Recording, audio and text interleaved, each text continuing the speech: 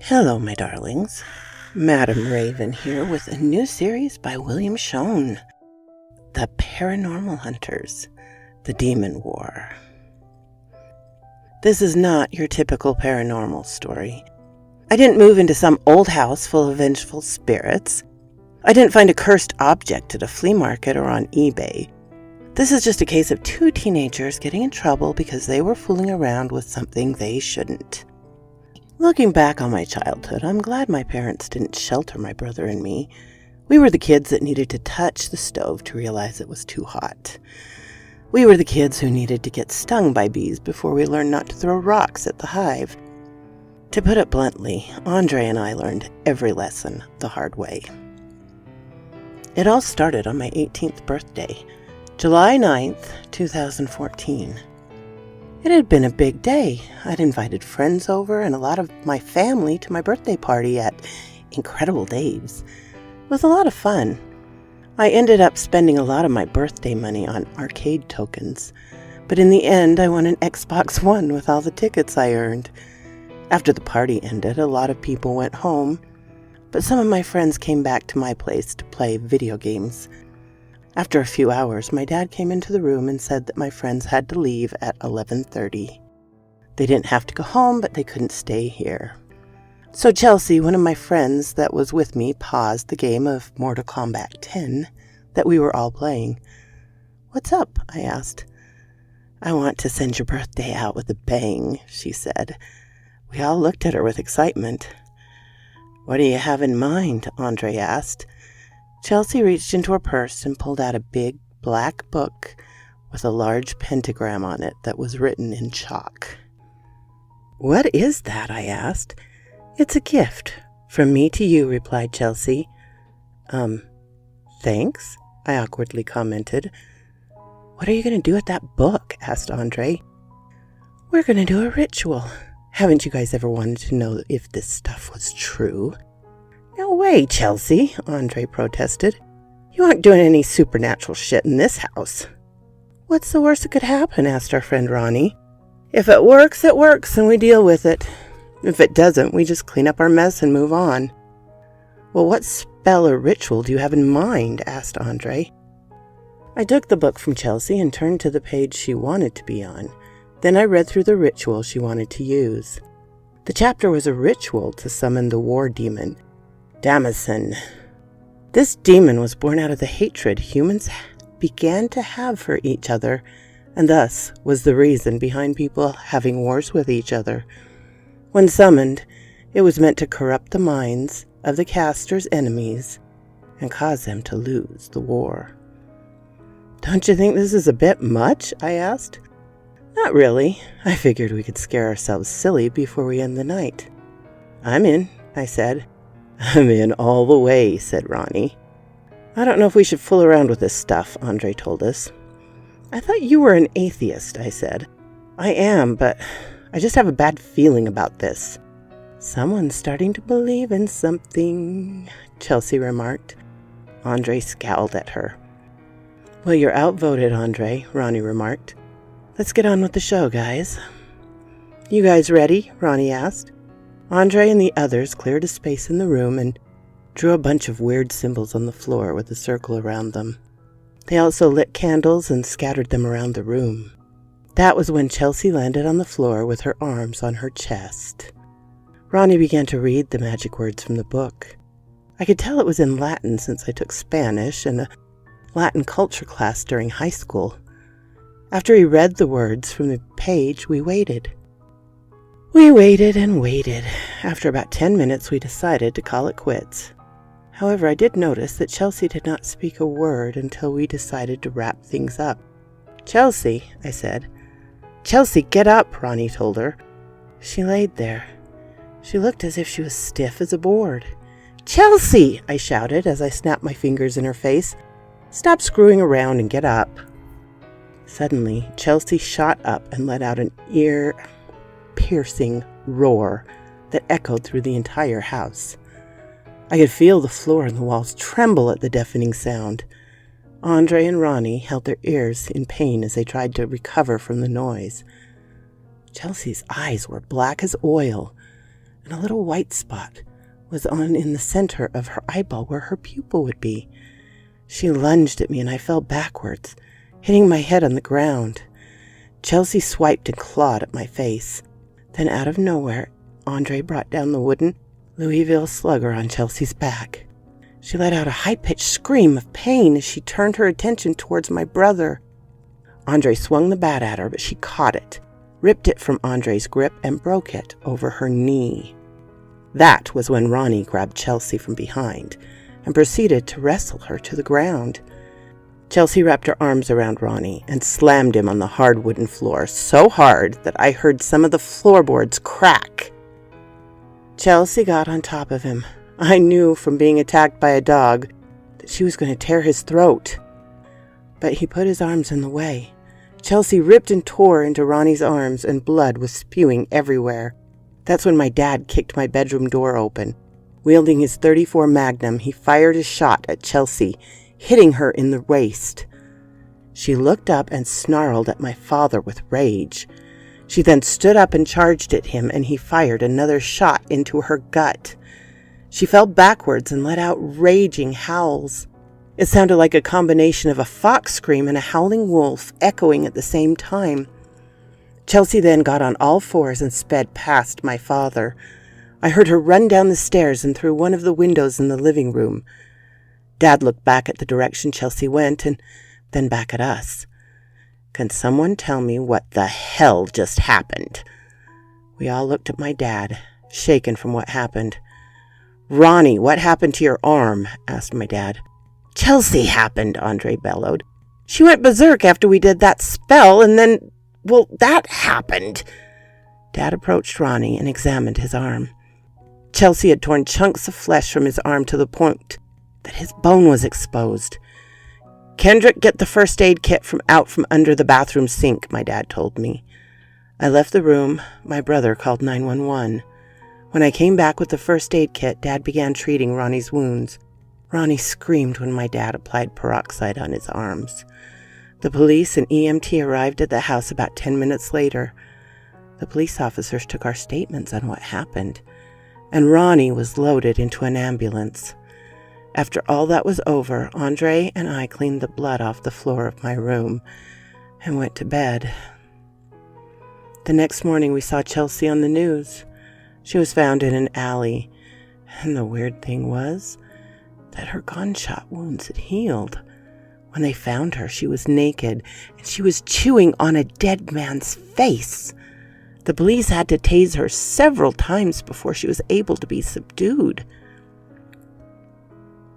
Luckily, the man who she was found eating had died from a heroin overdose a few hours prior, so he wasn't alive to experience being eaten. Chelsea was then taken to a high-level psych ward for a psychological evaluation. Do you think she was possessed by that war demon? I asked Andre. No, she wasn't possessed by anything. Demons, angels, and ghosts aren't real, my dad denied. That girl probably had a number of issues prior to this and got too into the game you boys were playing and then snapped. I told you we shouldn't have been fooling with this crap, Andre remarked. Well, what do we do now? I asked. Let the doctors handle it. Like I said, the girl just snapped. Dad grabbed his cup of coffee and left me and Andre in the kitchen. Do you really think she's possessed? Asked Andre. I do. It's the only thing that makes sense.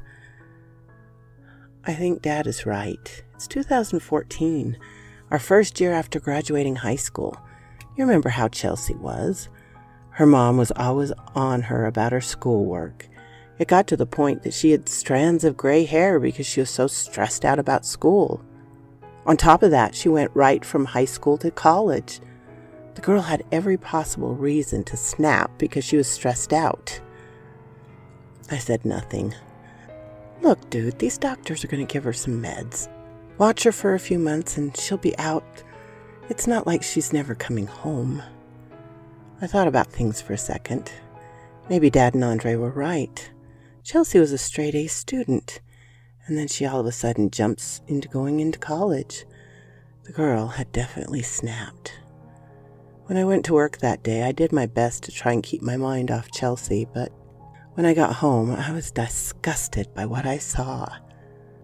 On the evening news, they reported that Chelsea had bit into her flesh and wrote strange symbols on the walls of her room.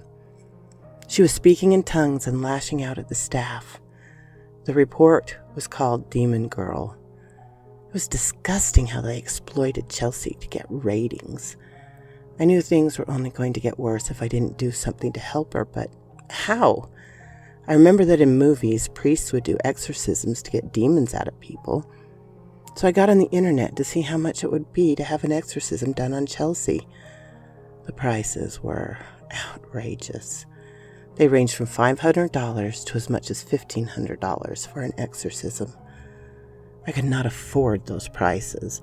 I was living with my dad, who was charging my brother and me rent and food bills.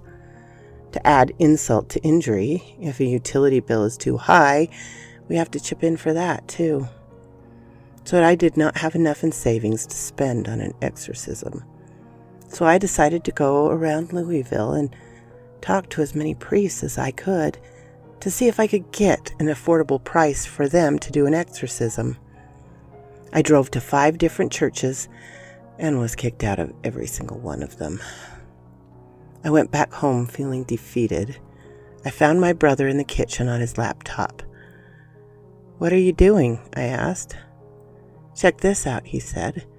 He turned his laptop over to me so that I could see it. He was on a website that looked cheaply made. The title read, "Molly the Demonologist," in bright silver Old English letters. Next to the title was a cutout picture of a girl with long brown hair, dressed in a black blouse, black jeans, and black high heels. She wore red lipstick and she was pale as snow.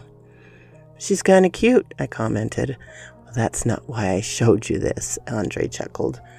"You left your computer running and I saw you'd been looking for Catholic priests to help with Chelsea. And I know they laughed you out of every single church." "Don't remind me," I grumbled. "Well, I emailed this girl and gave her our contact info, so keep your phone close." I went up to my room. It consisted of bookings, web shows on demonology, as well as other facts on demonic lore and mythologies. I was fascinated by the various amounts of information on mythology, too. I was never into this type of thing growing up, but as I was reading through it, I wondered why I didn't get into it. I was torn from my reading by my phone ringing. It was Molly, the demonologist. "Hey, is this Kendrick?" asked Molly. "Speaking." "Were you and your brother still wanting to make an appointment?" she asked. "Yes, well, of course," I answered quickly. "I was wondering if we could all talk on Skype. I don't like discussing business over the phone. I sent you a request already. Is that okay?" Sure, let me get my brother. I'll call you on Skype." "Awesome. See you shortly." I hung up and had my brother come into my room. After logging into Skype, we called Molly. "Hey guys," she said gleefully when she answered. "So tell me again what your issue is." I explained what happened the night of my birthday. "Oh my God, that is insane!" "Yeah, tell me about it," I agreed. "This sounds like a full-fledged case, guys." "What's that supposed to mean?" Andre asked. "It means it may take some time for me to do." "Like how?" I asked. Molly sighed. "Okay, look, I'm a clairvoyant. I don't like to advertise this because there are too many fake idiots out there scamming people out of thousands of dollars."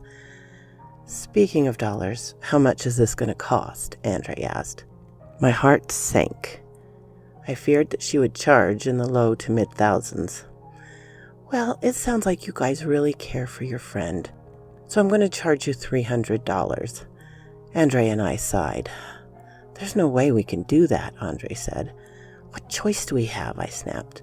"If Chelsea stays like this, she's going to be locked in an insane asylum. A real one, not those temporary places where she is now. A judge is going to decide she's too dangerous to be on the street. And she's going to end up sitting in a cell, doped up and wearing a straitjacket. Is that what you want?" "No," Andre said. "Then I'm putting down $200 for this," I said. "I'll pay the other $100, Andre agreed. We told her we would send the money through Walmart, and she accepted. She told us that she would begin working when her payment is received and will keep us up to date on her progress. With that, we ended the call. I'm not going to lie, I'm a bit leery about her now, Andre expressed. Why? After she claimed she had magical powers, I don't know if I want to pay this girl anything. Most, if not all, psychics or clairvoyants are completely fraudulent. What choice do we have? Yeah, $300 is a big shot in the dark, but what other options do we have? If this doesn't work, you're paying me back every dime I chipped in plus interest. I promise. When we shook hands, I hoped to whatever God was out there that Molly was legit. After we sent the money, the deal was sealed. I sent Molly a text saying that we sent the money, and the only thing left to do was wait. The next morning, Andre received a call from Molly, and we talked to her on speakerphone. So I checked on your friend, and she's in really bad shape, but there's nothing I can't accomplish. Molly explained. That's good to hear, I said. I checked on you guys, too. And I like that Satchel Paige poster you have in your room, Kendrick. I grew a bit concerned. Wait, how did you... It's called astral projection. I move around in spirit form, Molly said. Okay, Andre said. Give me some time to get all the hard stuff out of the way before we begin the rest of the process. I protested. I will need your help, but we will cross that bridge when it comes to it.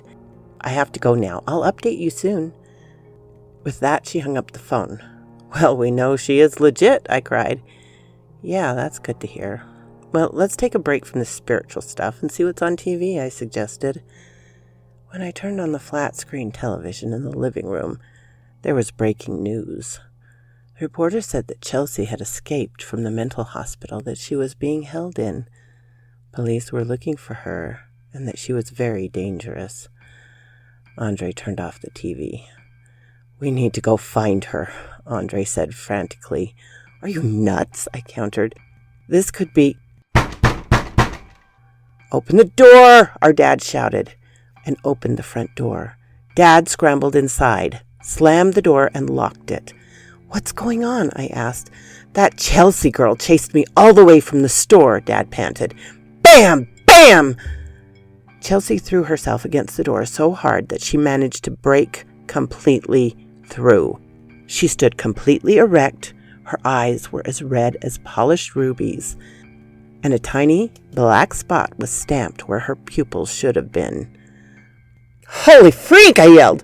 She charged at my father. He landed a nice slug to Chelsea's jaw, but it had little effect. Then she swiped at him with her pointed fingernails. He dodged the swipe and ran in the kitchen. She chased after him, but Andre threw himself at her and they both rolled across the floor.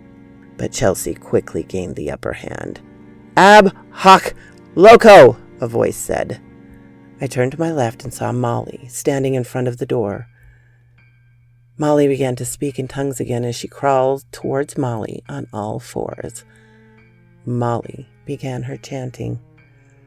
Principio tibi in nomine Patris et Filii et Spiritus Sancti, qui Domine hac immunda requira domo gloria Patre eterno reliques. Chelsea fell to the floor, covering her ears, writhing in pain as she let out ear-piercing echoing calls in Latin. Et aberrant!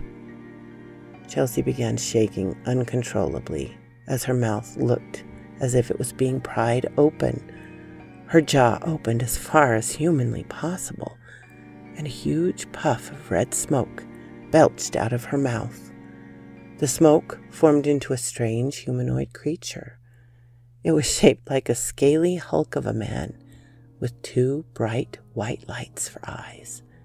The creature let out a fierce war cry as it flew out the broken window of our living room, never to be seen again. I stood there frozen in place. Andre lay on the floor, staring wide-eyed at Molly. You're welcome, she snorted. Dad crept out of the kitchen, holding a butcher knife. Is it over? he whimpered with golf ball-sized eyes. It is, no thanks to you, I remarked. Dad gave me a dirty look. So who wants milkshakes? Asked Molly. Milkshakes, Andre said. It's how I reward myself after a case, Molly explained. Yeah, I could use one. Mixed with a shot of whiskey, my dad said. Let's go, I said. Dad, you're buying, said Andre. Then I don't mind at all. The end. So quoth this raven. If you want to hear more of this series, please give the like button a push. If you like my narrations, please push the subscribe button and follow me on Twitter to find out when these narrations come out. They're usually on Tuesdays, Thursdays, and Fridays. Bye-bye, my darlings.